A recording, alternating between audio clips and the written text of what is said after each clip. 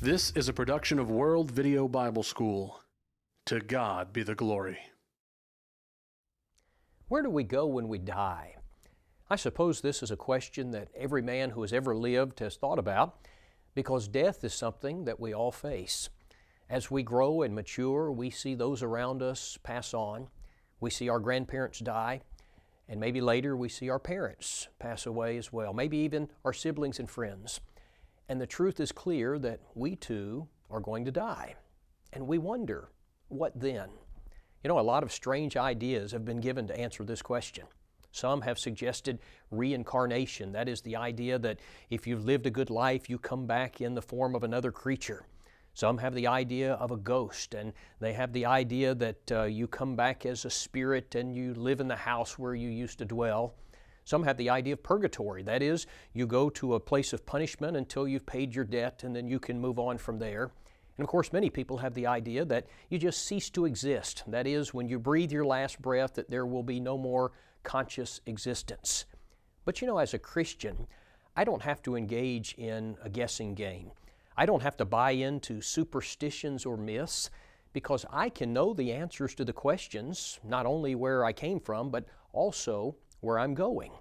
In this lesson, we're going to trace the journey of the human soul, and we're going to let the Bible answer for us, where do we go when we die? Now, the journey of the human soul doesn't actually begin on this earth. It begins in heaven. I want you to listen to Ecclesiastes chapter 12 and verse 7. This is a verse we oftentimes use to discuss death, but I want you to listen particularly to the end of the verse. Then shall the dust return to the earth as it was, and the spirit shall return unto God who gave it.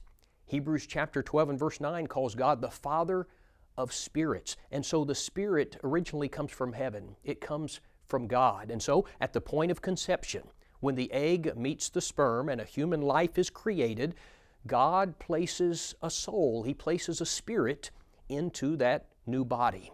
You know, the mother and the father give that child his physical characteristics, but they don't give him his soul. God does that. Genesis chapter 1 and verse 26, God said, let us, that is the Godhead, let us make man in our image, after our likeness. Now, what does that mean to be made in the image of God? Primarily, that has reference to the soul of man. He is a being who will now live on for eternity. And so, when a human is conceived, God makes him in the image of God by placing a soul into him. Now, animals don't have that. We are far superior to the animals in that way. Now, from the time that God places a soul into the newly formed human being, it will continue to dwell in that physical body until that person dies. 2 Corinthians 5 and verse 1 says, for we know that if our earthly house, this tent, that's talking about our physical body, it is a tent, it's a temporary dwelling place for the soul. We know that if our earthly house, this tent, is destroyed, we have a building from God, a house not made with hands, eternal in the heavens. 1 Corinthians 15:54 talks about our physical body and refers to the physical body as corruptible. And so our soul, for the 70 or 80 years that we have this physical body, it dwells in this corruptible, fleshly body. Now, during that time, we worship God with our spirit. It's coming from the physical body, but it emanates ultimately from our soul, from our spirit. John 4:24 says, God is a spirit, and they that worship Him must worship Him in spirit and in truth. So we engage the physical body, but our spirit is the seat of worship. The spirit is the heart of man. We worship God with our spirit. We love God with our spirit, with our soul. Luke 10 and verse 27, you shall love the Lord your God with all of your heart, with all of your soul, with all of your strength, and with all of your mind. Now, all the while, the physical body is wearing out. Solomon describes this process in Ecclesiastes chapter 12. He says, remember now your Creator in the days of your youth, before the difficult days come. That is, when you begin to get old, the physical body gets old. He says, life becomes harder in many ways. He says, and the years draw near when you say, I have no pleasure in them. Many people, when they get near the end, They're just ready to go and be with the Lord because physically life gets very hard for them. He says, while the sun and the light and the moon and the stars are not darkened. That is, your eyesight begins to fail. You've got to get bifocals. And he says, and the clouds do not return after the rain. In the day when the keepers of the house begin to tremble. He's talking about the hands. They begin to shake. And the strong men bow down. That is, your legs get weak. You fall. He says, when the grinders cease because they are few, you lose your teeth. And he says, and those who look through the windows grow dim. When the doors are shut in the streets and the sound of grinding is low, when one rises up at the sound of a bird, you don't sleep well like you did when you were younger. And all the daughters of music are brought low. That is, you're losing your hearing. Also, they are afraid of height and of terrors in the way. When the almond tree blossoms, your hair turns gray. He says, the grasshopper, this very small creature, is a burden. Desire fails. Your desire changes as you get older. He says, for a man goes to his eternal home, and the mourners go about the streets. He says, remember your Creator before the silver cord is loosed, or the golden bowl is broken, or the pitcher is shattered at the fountain, or the wheel broken at the well. That is, you're going to die. Now listen, he says, then the dust will return to the earth as it was. That is, the corruptible body is going to die, it's going to decay, it's going to return to the ground and the elements. Now listen, and the spirit will return to God who gave it. What happens then? What happens when I die? For 75 years or 80 years, however long my soul dwells in this physical body, what happens when the physical body dies? Psalm 90 and verse 10 says, the days of our lives are 70 years, and if by reason of strength they are 80 years, yet their boast is only labor and sorrow, for it is soon cut off. Now listen, and we fly away. We fly away. Isn't that fascinating language? Genesis 35:18 describes the death of Rachel, and it uses this language, and it came to pass as her soul was departing. James 2:26 says, the body without the spirit is dead. The body without the spirit. That's very fascinating. And so when I die, my soul leaves this old corruptible body. But where does it go? You know, on the day of resurrection, we know that we're going to get a new body. We're going to get an incorruptible body. But what about in the meantime? I want you to listen to this description in 2 Corinthians chapter 5 and verse 1. For we know that if our earthly house, this tent, the corruptible body, is destroyed, we have a building from God, a house not made with hands, eternal in the heavens. Right now, we have a tent, we have a temporary body, but we're going to get a building, a lasting body, an eternal body. Verse 4, for we who are in this tent groan, being burdened, not because we want to be unclothed, but further clothed, that mortality may be swallowed up by life. Now, there's some very interesting language here because he speaks about being in this body as being clothed in a tent. And then he speaks about being in the resurrected body as being in a building eternal in the heavens. But then he also speaks about being unclothed. What is it? What's he referring to? When is that going to occur? Well, it's when we die and the soul leaves the physical corruptible body. You see, there will be a period when the spirit or the soul will not have a body. It will be unclothed, if you will. Well, when I die and my spirit leaves my body, where does it go? Now, that's going to take us to the next part of this journey. The entire second section of this chart comprises what is known as Hades. This is the Hadean realm. Now, many people are confused by the term Hades because they think of Hades as referring to hell. They think of it as referring to the place of punishment. And that's not right. The word Hades actually refers to the dwelling place of the dead. It's kind of a holding area for disembodied spirits. The good who die go to Hades. The bad who die go to Hades. And I think part of the reason why we're confused about this is because the King James Version translates the Greek word for Hades as hell, and that confuses us. In the original language, there are two different words. There are different words. There's one word for Hades and one word for Gehenna. Now, Hades is the dwelling place of the dead. Gehenna is hell. But the King James translates both words as hell. In Matthew 16:18, when Jesus promised to build His church and He said the gates of hell would not prevail against it, this is not hell. This is the word for Hades. It means that death would not prevent, death would not stop His kingdom. Now, if you don't understand the distinction in these words, you're going to get very confused. Now, incidentally, just as a side note, the Old Testament word for Hades, the Hebrew word for Hades, is the word Sheol. Sheol and Hades refer to the same place. And so once you understand that all people go to Hades when they die, it's going to clear up some things for you. For example, in Acts chapter 2 and verse 31, the Bible refers to Christ after His death as being in Hades. Now the King James Version says hell, but the word there refers to Hades. Jesus did not go to hell when He died. He went to the Hadean realm, to Hades. But Luke 23:43, as Christ was about to die, He said He was going to go to paradise. Now, when you understand that paradise is in Hades, it all makes perfect sense because paradise is a compartment of Hades. In Hades, there is a place where the righteous go, and there is a place where the wicked go. They're all awaiting the day of judgment. Now, the best description that we have in the Bible of Hades is in Luke chapter 16. It describes both compartments. Now, I want us to read it together. Let's look at it together and then we'll discuss it. Luke chapter 16, beginning in verse 19. The Bible says, "There was a certain rich man who was clothed in purple and fine linen and fared sumptuously every day.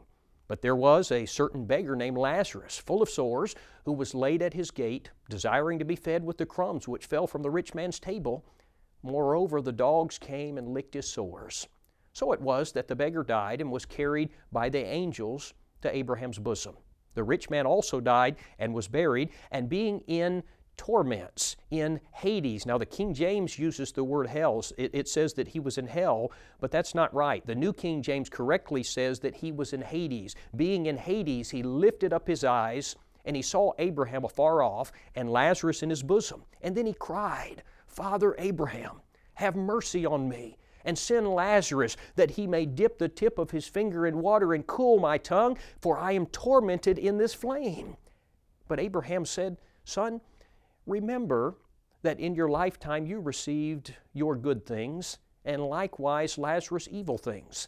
But now he is comforted and you are tormented. And besides all of this, between us and you there is a great gulf fixed, so that those who want to pass from here to you cannot, nor can those from there pass to us."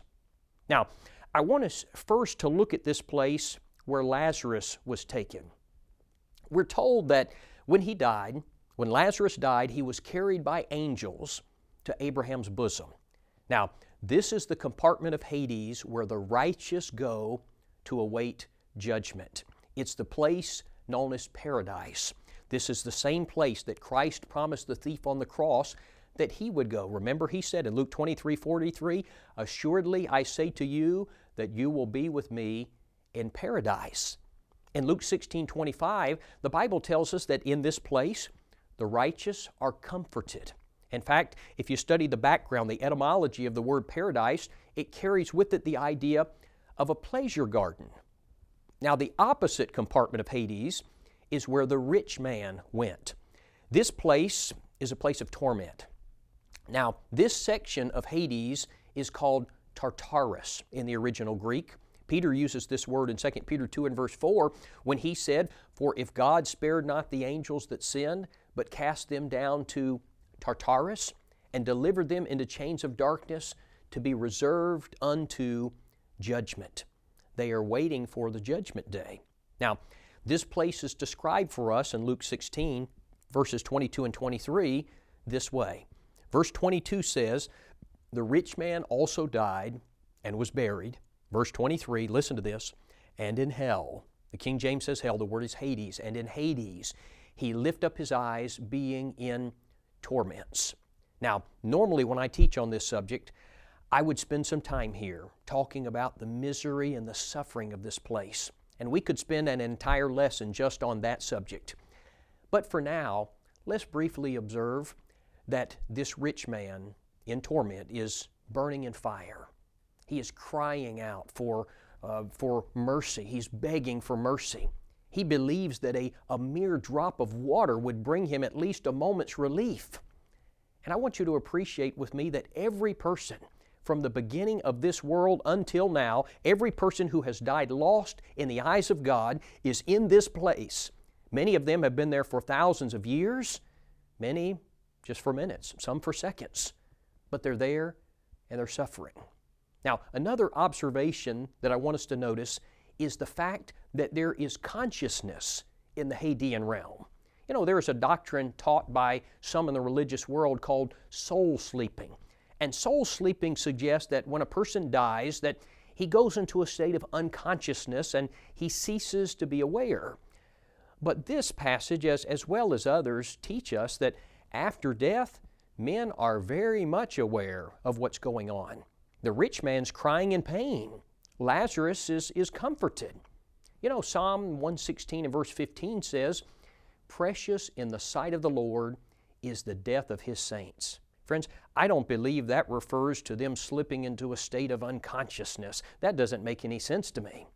You know, I taught on this subject on one occasion, and a gentleman came to me afterwards and he said, "Don, that was a great lesson." He said, "But you need to read this particular passage because you're wrong about there being consciousness in the Hadean realm." And he handed me a piece of paper. Well, I unfolded it and I looked at it. It was Ecclesiastes chapter 9 and verse 5, where the Bible says, "The dead know not anything." The dead know not anything. But you know, he was misinterpreting that verse because he was pulling it out of context. In fact, if you will look at the next verse in Ecclesiastes chapter 9, verse number 6 uses that phrase again, "under the sun." Again, it's used in verse 3, it's used in verse 9, it's used in verse 13. And the context of this passage is things going on in this world, things under the sun, the things on this earth. And the point of the passage is that when you die and you go to paradise or torment, you are no longer aware of what's taking place on this earth. Now, to prove that, in 2 Chronicles chapter 34, King Josiah was told by God that God was going to bring punishment upon Jerusalem for their sins, but that he was going to die and he was not going to see it happen. Now, I want you to listen to the language in verse number 28.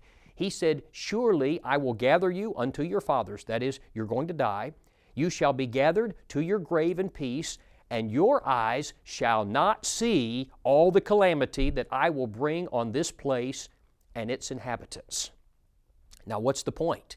He will have died. He will have gone to the Hadean realm, so he was not going to see what was going to take place on this earth.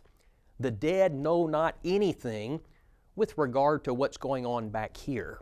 Now, one final thing that I want you to notice about the Hadean realm.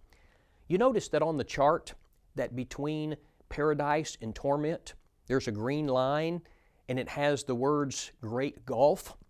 That's because Luke 16:26 says that there is a divide. There is a great gulf fixed so that no one can pass from one side to the other. Once you are in paradise, you are there to stay until the day of judgment. Once you are there in torment, you are there to stay until the day of judgment. And so that means every person who has ever died unfaithful in the eyes of God is still there. Many have been there for thousands of years, some for minutes, some for seconds, but I think about them crying, "I am tormented in this flame." But it doesn't end. Now, that takes us to the next section of this chart, which is the resurrection day. The resurrection day is what we typically call the judgment day. The Bible calls this day the day of the Lord. Peter says, "But the day of the Lord will come as a thief in the night," 2 Peter 3:10. Now, what is going to happen on that day, the day of judgment, to the souls who are in Hades, who are in paradise or torment? What's going to happen to them? On that day, the Hadean realm is going to give up all of the souls that it contains, and it will cease to exist. Also on that day, the earth is going to give up the bodies. John 5:28 and 29, Jesus said, "For the hour is coming in which all that are in the graves will hear His voice and will come forth, those that have done good to the resurrection of life, those that have done evil to the resurrection of condemnation or damnation. And then the souls, the spirits that have come from Hades will be reunited with the bodies that have been resurrected on the earth. But with this new union, the new body is going to be different. The resurrected body is not going to be like the physical body that we have now. The resurrected body will not be made of the same particles that were put in the grave. The resurrected body will be a different material, if you want to use that term. You know, sometimes people will express concern about having their bodies cremated because they think that's going to pose a problem at the resurrection. But the resurrected body is not going to be made up of the same elements that we have on this earth. How do I know that? 1 Corinthians 15:50 says, "Flesh and blood cannot inherit the kingdom of God." The resurrected body will not be a flesh and blood body. Listen to this from verse 44 of 1 Corinthians 15. The body, that is the physical body, is sown in corruption. It, the resurrected body, is raised in incorruption. It is sown in dishonor. It is raised in glory. It is sown in weakness. It is raised in power. It is sown a natural body. It is raised a spiritual body. There is a natural body. There is a spiritual body. Now, let's break this down, what we've just read. It says the resurrected body will be incorruptible. You see, our current bodies they're subject to death. They get old, they wear out, but the new body, it won't wear out. Secondly, the resurrected body will be a glorious body. Our present bodies have many things associated with them that are not glorious. They're low and vile. The new body will be a thing of beauty and joy and purity. Thirdly, the resurrected body, he says, will be raised in power. You know, our present bodies get tired. They're inherently weak. The resurrected body will have unfailing vigor. It will be capable of unwearying activity. The resurrected body will be a spiritual one. You know, our present bodies are natural, he says. The resurrected body will be designed for spirit life as opposed to physical, fleshly life. So the day of judgment is going to be a resurrection day. It's the day that Hades will be destroyed. It's the day that we will get our resurrected, new, incorruptible, spiritual bodies. Now, with that in mind, listen to 1 Corinthians 15, 54 and 55. So when this corruptible has put on incorruption, and this mortal has put on immortality, then shall be brought to pass the saying that is written, Death is swallowed up in victory. O death, where is your sting? O Hades, where is your victory? Death and Hades will be overcome on that day. In other words, the physical grave and the temporary abode of the dead, the Hadean realm, will both come to an end on the day of judgment. You say, well, what about those of us who are still living when the judgment day comes? 1 Corinthians 15:52 says, In a moment, in the twinkling of an eye, at the last trump, the dead shall be raised incorruptible, and we shall be changed. And so the living also will be changed into an incorruptible body, and then will be gathered before the throne of God. After both the good and the bad have received a resurrected body, we will stand before the throne of Christ, and we will be judged. Matthew 25 and verse 32 says, And the nations will be gathered before Him, and He shall separate them one from another, as a shepherd divides his sheep from the goats. And all humanity, friends, all humanity will be there. On that day, the rich man and Lazarus will stand before God to receive their eternal judgment. Abraham, Isaac, and Jacob will be there. Ahab, Jezebel, and Judas will be there. Romans 14:12 says, So then every one of us shall give an account of himself to God. 2 Corinthians 5:10 says, For we must all appear before the judgment seat of Christ, that every one may receive the things done in his body according to that which he hath done, whether it be good or bad. You know, sometimes people will ask, well, what is the point of the judgment? If people have already been in paradise or torment, it seems like they've kind of already been judged. But you see, the judgment day is not a day in which God has to make a judgment call. It's not like God has to weigh the facts and the figures and figure out who is saved and who is lost. He knows that at the very moment that you die. In fact, He knows before you die where you will be eternally. Judgment Day isn't a trial like we might think of. In fact, you might call it the pronouncement of Judgment Day. It's the sentencing day. It's the day that God states the reasons why you were lost or saved. And then He pronounces your eternal sentence or reward. Now somebody says, but you know what, it seems rather unnecessary. Since the righteous and the wicked already know where they will spend their eternities, it seems unnecessary. Friends, let me suggest to you that the Judgment Day is necessary for several reasons. Number one, those who are still living, they haven't been assigned punishment or bliss, and so it's necessary for them. Number two, righteousness must be displayed. Now listen to me. The last time that the world saw Christ, He was dying as a criminal. Remember, He was only seen by His followers after His resurrection. But on the day of judgment, every eye will see Him as the righteous judge. Number three, the Judgment Day is necessary because it will be a day of exposure. The reasons why a man is lost will be stated. The reasons why a man is saved will be heralded. Number four, it is the day when death is finally defeated. You know, for years, I wondered about the meaning of 1 Corinthians 15:26. It says, the last enemy that will be destroyed is death. And I thought to myself, you know, hasn't Christ already defeated death? Did not He do that at His resurrection? And so I was puzzled about this. But listen to the context. Verse number 24. Then comes the end when He delivers the kingdom to God the Father, when He puts an end to all rule and all authority and power, for He must reign until He has put all enemies under His feet. The last enemy that will be destroyed is death. Now friends, this is talking about the day that the tombs will be emptied and the Hadean world will come to an end. It is this day. The Judgment Day is oh so very necessary.